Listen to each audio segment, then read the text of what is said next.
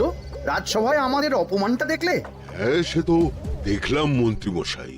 আমি তো বুঝতেই পারছি না যে গোপাল মহারাজকে কি মধু খাইয়েছে যে মহারাজ গোপাল ছাড়া চোখে অন্ধ। আরে আমরা যেন মহারাজের কাছে ফেল না, কিছু একটা করতেই হবে। আমার মাথাটা গরম হয়ে যাচ্ছে। গোপালের মতন রাজসভার ময়লাকে যতক্ষণ না ফেলা যাচ্ছে ততক্ষণ আমার মাথা জ্বলন্ত কয়লা হয়েই জ্বলবে। পণ্ডিত মশাইয়ের মাথায় একটা বুদ্ধি আছে মন্ত্রী মশাই। আপনি যদি সেই অনুযায়ী উঁচির কাজ করেন তাহলে বেটা গোপালের কপালে দুর্গতির সীমা থাকবে না। এই কি বুদ্ধি, কি বুদ্ধি? আপনি বরং এই ব্যাপারে পণ্ডিত মশাইয়ের সাথে একবার আলোচনা করে নিন। আমি চলি, কেমন? আমি চলি। হ্যাঁ হ্যাঁ, এসো এসো এসো এসো।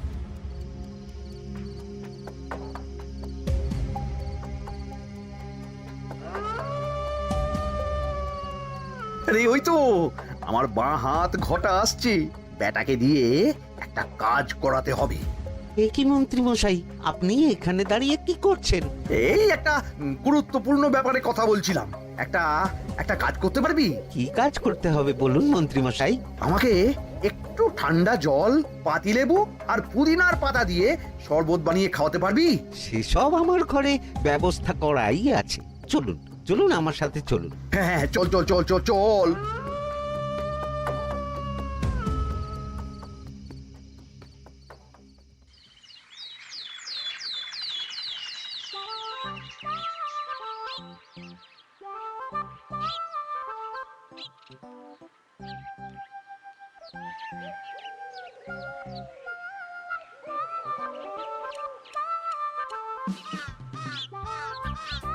কি ব্যাপার পণ্ডিত, এত গুম মেরে আছো কেন? সকাল সকাল গিন্নি খুব বকেছেন মনে হচ্ছে। গিন্নির বাক্য সুধায় কান ভরে গেছে, আর কিছুই কানে ঢুকছে না। আরে দাঁড়াও দাঁড়াও পণ্ডিত, দাঁড়াও জ্যোতিষী। পণ্ডিত তো আমার কথা শুনতেই পেল না মনে হচ্ছে। তুমি তো দূর থেকে বলেছো, আমি তো বলেছি পাশ থেকে, তাতেও শুনতে পাইনি। কানের পোকা হলো নাকি? কি গো পণ্ডিত, ব্যাপার কি? কেমন বুঝছো? এ তো ভয়ানক কর্ণকোষ্ঠবদ্ধতার লক্ষণ। তুমি কচু বুঝেছো? আমার হয়েছে কর্ণগোপাল, তোমাদেরও হতো, কিন্তু তোমাদের দোকান কাটা বলে হয়নি। তুমি আমাদের অপমান করছো। তোমাদের অপমান বোধ থাকলে কোনো শব্দই কানে ঢুকতো না, শুধু একটাই শব্দ কানে বাজতো, গোপাল গোপাল গোপাল। এবারে রাজসভায় কিভাবে হেনস্থা হতে হলো মনে নেই?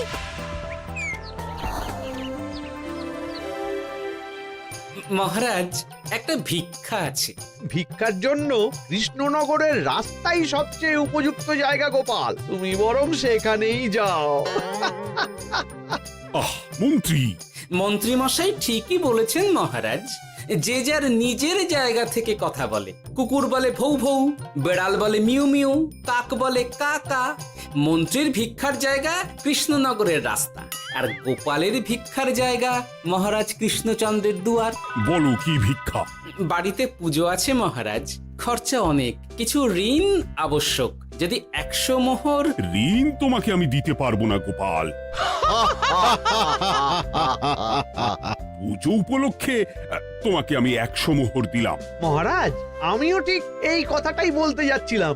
আমরাও তাহলে বাড়িতে পুজো করব। পুজোর জন্য আমাদের অনেক খরচ, তাই যদি... অবশ্যই অবশ্যই, কত ঋণের প্রয়োজন খাজাঞ্চির কাছ থেকে নিয়ে নিও, সুদটা আমি মাফ করে দিলাম। মহারাজ, গোপালকে দান আর আমাদের ঋণ? হ্যাঁ, কারণ তোমরা নিজেরা খাবে, কিন্তু গোপাল অন্যদের খাওয়াবে। গোপালের মতো মানুষের সঙ্গে থাকাই হলো রাজধর্ম। কিন্তু তাছাড়াও তোমরা হলে 80 যাই বেতন পাই দলের লোক। গত 1 বছরে তোমার কোন মন্ত্রণা দেশের কাজে এসেছে? পণ্ডিত কোনো নতুন তত্ত্ব শুনিয়েছে? জ্যোতিষী কোনো অমোঘ ভবিষ্যৎবাণী করেছে? আর বৈদ্য 3 বছর ধরে আমার হাঁটুর ব্যথা সারাতে পারেনি। কিন্তু গোপাল, গোপালের ভাঁড়ে হাস্যরসের কখনো অভাব হয়নি। মনে আছে? আছে। কিন্তু করার তো কিছু নেই। আছে। কিছু ভেবেছো নাকি পণ্ডিত? তোমাদের মনে আছে মহারাজ মোহর দেওয়ার পর গোপাল সেদিন বলেছিল কি গোপাল, খুশি তো? মহারাজ আপনি আমাকে এক মুঠো ধুলো দিলেও আমি খুশি। সেই ধুলো মুঠোই আমি সোনা মুঠো করে ফেলবো। মনে নেই আবার? একটু ঝেড়ে কাশো তো দেখি পণ্ডিত, কি ভেবেছো? যা হবে দেখতেই পাবে।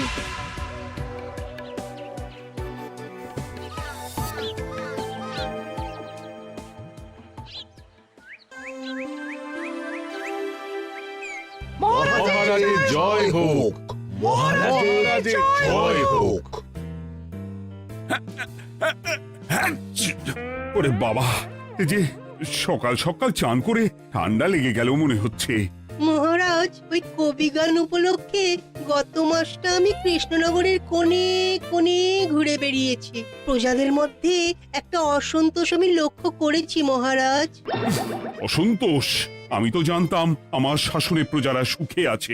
সুখে তারা ভাসছে মহারাজ, কিন্তু একটাই অসুখ, তারা মহারাজের দর্শন পায় না। তারা মহারাজের পদধূলির জন্য আকুল হয়ে আছে, মহারাজের দর্শন পাওয়ার জন্য চাতকের মতো অপেক্ষা করছে।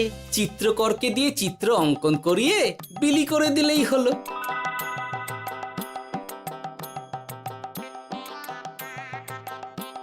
খুব ধুলো হয়েছে মহারাজ, কিন্তু এত ধুলো। কালকের ঝড়ে ঢুকেছে। ঝাড়ুদার,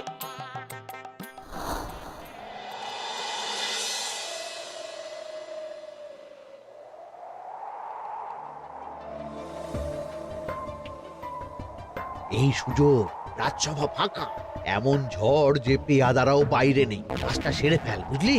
কিরে, কাজটা কর।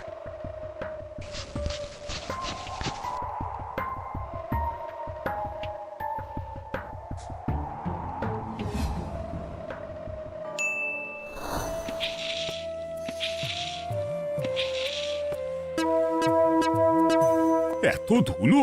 উফ, মহারাজ, কাল ঝড়টা বড় সাংঘাতিক হয়েছিল।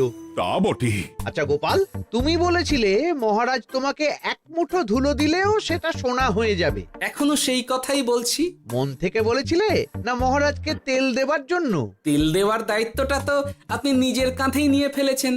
আমি যা বলি সত্যি বলি। আজ যদি এই 4 ঝুড়ি ধুলো মহারাজ তোমাকে উপহার দেন, তখনও একই কথা বলবে? নিশ্চয়ই।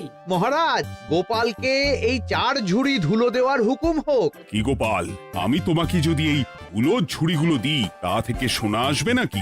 আসবে মহারাজ, মোহরের বস্তা আসবে। যদি না আসে, আপনি বলুন। তোমাকে কৃষ্ণনগর ছেড়ে চলে যেতে হবে। রাজি? আর যদি আমি পারি, তাহলে আপনাকে এই মন্ত্রীর চাকরি ছেড়ে দিতে হবে। কি রাজি?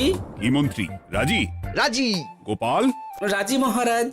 আচ্ছা, আর কেউ মন্ত্রীর পক্ষে বাজি ধরেছেন নাকি?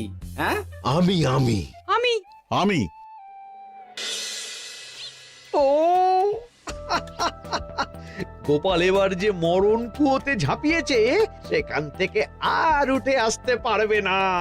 কুলো থেকে মোহরের বস্তা আসবে, এ হচ্ছে গোপালের উন্মাদ রোগের শুরু। দেমাক দেমাক, মহারাজের পিঠ চাপড়ানি পেয়ে পেয়ে গোপাল ভেবেছে যে ও সব কিছু করতে পারে। এবার শুধু সেই দিনটার অপেক্ষা, যেদিন গোপালকে উল্টো গাধায় চড়িয়ে কৃষ্ণনগর থেকে বার করে দেব। এতটা নিশ্চিন্ত হবেন না মন্ত্রীমশাই। গোপাল গোপাল কিন্তু হালকা কথা ছুঁড়ে দেওয়ার লোক নয়। কি বলতে চাইছো পণ্ডিত? ওই 4 ঝুড়ি ধুলো থেকে মোহরের বস্তা আসবে? না, তা বলছি না। অন্য জায়গা থেকেও তো মোহরের বস্তা আসতে পারে। তার সঙ্গে ধুলো মিলিয়ে দিলেই কেল্লা ফতে। গোপালের নিশ্চয়ই কোনো পরিকল্পনা আছে। গোপালের সব পরিকল্পনার গোড়া মেরে রেখে দিয়েছি পণ্ডিত। বটা আছে গোপালের পেছনে, আর ঘটা আছে গোপালের বাড়ির পাহারা। লুকিয়ে কিচ্ছু করতে পারবে না। আরে ওই তো বটা আসছে। বেল্লিক, উল্লুক, তোকে আমি জল বিছুটি দেওয়াবো। গোপালকে ছেড়ে চলে এসেছিস কেন? ছেড়ে আসবো কেন মন্ত্রী মশাই? গোপালকে ওর বাড়ির সামনে ছেড়ে এসেছি। ওখানে তো ঘটা আছে। ও বড্ড ঘুরিয়েছে বেটা। কোথায় কোথায় গিয়েছিল গোপাল? 4 ঝুড়ি ধুলো নিয়ে বেটা বাড়ির উল্টো দিকে হাঁটা দিল। চললাম পিছু পিছু যাচ্ছিল কোন দিকে? নদীর দিকে, কিন্তু গোপাল দাঁড়ালো যদুর বাড়ির সামনে। এই যদু হলো সেই লোক যে লোকজনের বাড়িঘর কেনা বেচা করে আর লোক ঠকায়। আগে রাজধানীতে থাকতো। বেটা রাজধানী থেকে এই কৃষ্ণনগরে পালিয়ে এসেছে, এখানেও লোক ঠকাচ্ছে। কিন্তু বেটা এত চালাক যে কিছুতেই ধরা যাচ্ছে না। এইরকম লোককে ধরাচ্ছে হাতে রাখা ভালো নয় কি মন্ত্রী মশাই? সে তো জানি, কিন্তু ওর ওপর মহারাজের কড়া নজর আছে। এখন ওর সঙ্গে সম্পর্ক রাখা খুব ঝুঁকি। যাই হোক, তারপর?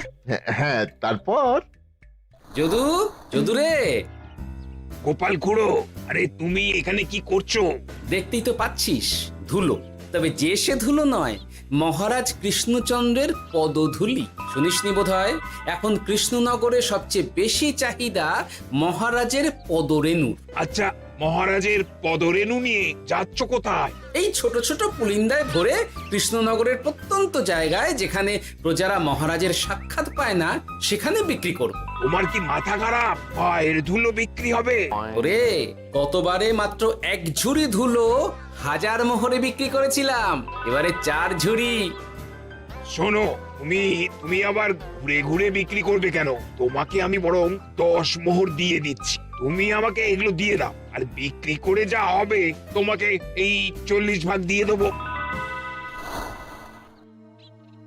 ওই 10 মোহরে বদমাস যদুকে ধুলো বেচে গোপাল বাড়ির দিকে চললো।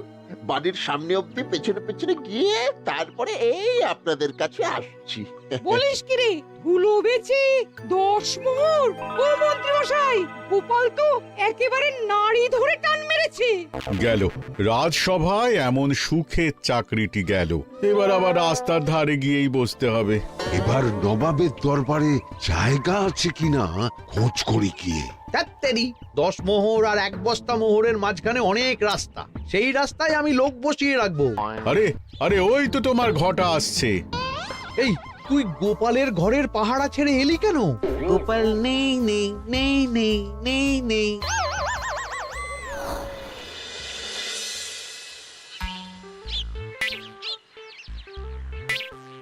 আরে, ভয় পেলি নাকি?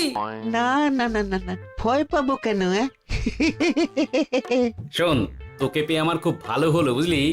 তোকে আমার একটা কাজ করতে হবে। বলো বলো। আসলে বুঝলি, আমার না গিন্নিকে নিয়ে তার বাপের বাড়ি যাওয়ার কথা ছিল, কিন্তু হঠাৎ বিশেষ কাজে আমাকে খামবাজে চলে যেতে হচ্ছে। এখন আমি গিয়ে গিন্নিকে বললে বুঝতেই পারছিস কুরুক্ষেত্র হয়ে যাবে একেবারে। তাই আমি কাউকে খুঁজছিলাম যে আমার বাইরে যাওয়ার খবরটা আমার গিন্নিকে গিয়ে দেবে।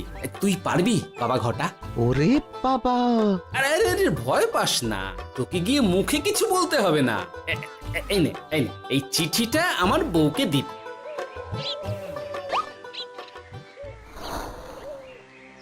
কৃষ্ণনগর ছেড়ে চুপি চুপি চলে যাচ্ছি, চালাকিটা দেখেছেন? ওসব চালাকি আমি তুড়ি মেরে উড়িয়ে দেব। কি করবেন? চারিদিকে আমি অশ্বারোহী গুপ্তচর পাঠাচ্ছি। গোপালকে কোনো চালাকি করতে দেব না।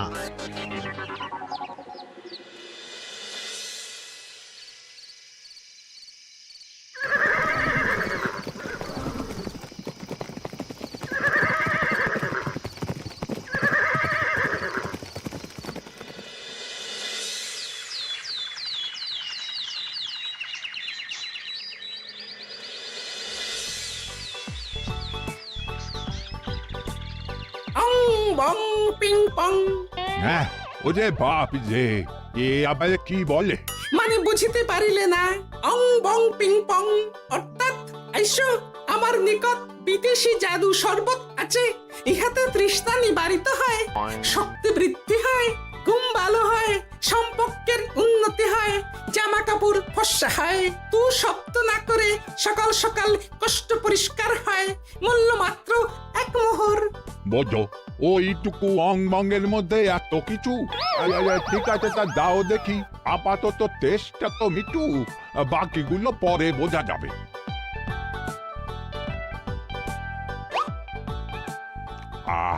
আহ বড় ভালো খেতে তো আহ, ঠং ঠং অর্থাৎ শক্তি বৃদ্ধি হলো। হ্যাঁ হ্যাঁ মনে হচ্ছে গায়ে যেন দুগুণ বল পাচ্ছি। কি হয়েছে ভাই? এ কে? এ ভিন দেশ থেকে জাদু শরবত নিয়ে এসেছে গো। জাদু শরবত ভিন দেশ? একেবারে বহু ভুজা শরবত। খেলে তেষ্টা যাবে, গায়ে জোর হবে, ঘুম হবে, সম্পর্ক ভালো হবে, জামা কাপড় ফর্সা হবে, সকালে হ্রাস করে পেটও পরিষ্কার হবে। সে কি? দাও গো ভাই, আমাকেও দাও। গুড় জল, সঙ্গে একটু ভাজা মশলা, আমচুর আর বিট নুন, শুদ্ধ দেশি জিনিস। জানলে কেউ ছুঁয়েও দেখতো না, কিন্তু একটু বিদেশি গন্ধ দিতেই একেবারে হট্ট মেলা। আরে তোমরাও এসেছো দেখছি। সং সং শঙ্কা, লং লং লঙ্কা। মানে অর্থাৎ এই শরবত খেলে আর শঙ্কা নাই, বুদ্ধি লঙ্কার মতন ঝাল হয়ে যাবে। তারপর ডং ডং ডঙ্কা, টং টং টঙ্কা, ফাইন ফাইন, অর্থাৎ টাকা আসবে আমার কাছে।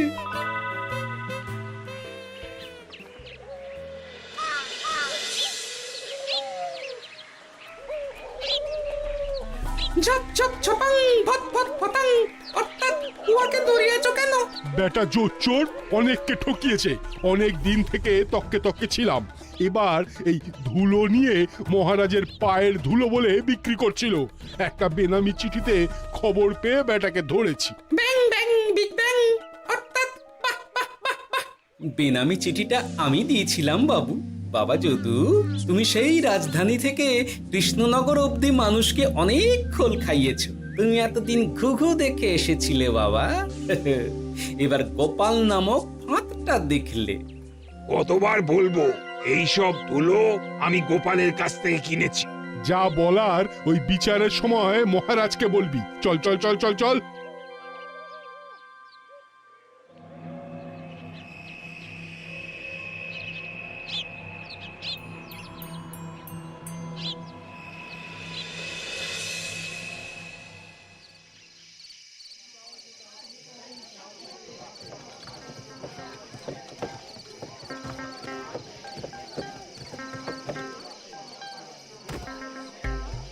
ঝন্টু মন্টু ননাং ফু। নাও ঠেলা। সাহেব বলে কি ফু দিয়ে দিতে হবে? কি বলছো সাহেব? বুঝতে পারছি না, কোথায় ফু দেব? ঝন্টু মন্টু ননাং ফু, অর্থাৎ লবণ আছে? আছে আছে সাহেব আছে। কত লাগবে? ভান্ড ভরি আন্ডাকারি, অর্থাৎ যা আছে সব।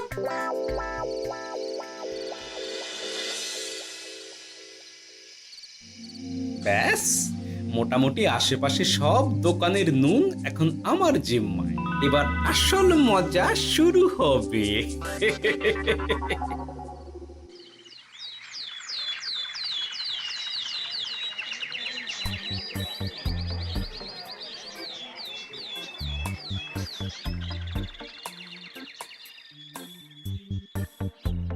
নুন আছে? না হুজুর, গোটা কৃষ্ণনগরেই নুন নেই। ওই দেখো, পুরো রাজসভাই বাজারে জড়ো হয়েছে। শান্তামনা, শান্টু মন্টু। এ আবার কি বলছে রে বাবা? শান্তামনা, শান্টু মন্টু, অর্থাৎ জনগণ শ্রবণ করুন। নান্টু কান্টু, নুন কি নেবেন? আন্টু আন্টু, আসুন আসুন। আমার আমার এক সের নুন লাগবে। শান্টু, অবশ্যই 100 লবণ 10 মোহর। 100 10 মোহর? 10 মোহর লইবেন না লইবেন না? না, নেব না। উত্তম উত্তম, গান্ডা পিণ্ডে ঢিসুম ঢিসুম, অর্থাৎ তাহা হইলে নুনের বদলে গৃহিণীর প্রহার ভক্ষণ করুন। আমাকে 1 সের নুন দিন। আমাকেও আমাকেও। নুন ছাড়া বাড়ি ফিরলে গিন্নি ঘর ছাড়া করবে আমাকে। শুনলাম কৃষ্ণনগর থেকে নুন উধাও। আছে মহারাজ, আছে। কৃষ্ণনগরের সব লবণ আমার নিকটে আছে। 110 মোহর। এত দাম? দাম তো হবেই মহারাজ। লবণ ছাড়া রান্না কেমন হবে ভাবিয়া দেখুন। ঠিকই বলেছ। রাজপাকশালেও তো রান্না বসেনি। 100 সেরের মতন রাজপ্রাসাদে পাঠিয়ে দাও। 1000 মোহর দিয়ে দাও।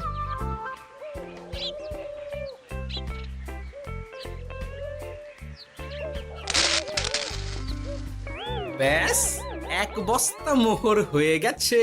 গোপাল, হ্যাঁ মহারাজ, গোপাল যে 4 ঝুড়ি ধুলো থেকে 1 বস্তা মোহর রোজগার করেছে। ইয়া বাত! চলো রাজসভায়, পুরো গল্পটা শুনতে হবে। সকলেই এসো তাহলে রাজসভায়। কিন্তু মহারাজ, যারা বাজি হারলো তাদের তো চাকরি গেছে, তো তারা রাজসভায় যাবে কি করে? ঠিক ঠিক ঠিক বলেছ। আর যারা বাজি হারলো তারা বাদ, বাকিরা চলো। এই সেরেছে, গোপাল তো আবার বাজি মেরে দিল। ও মহারাজ, আমাদের দেখুন। ও মহারাজ, আমাদের দেখুন। ও মহারাজ।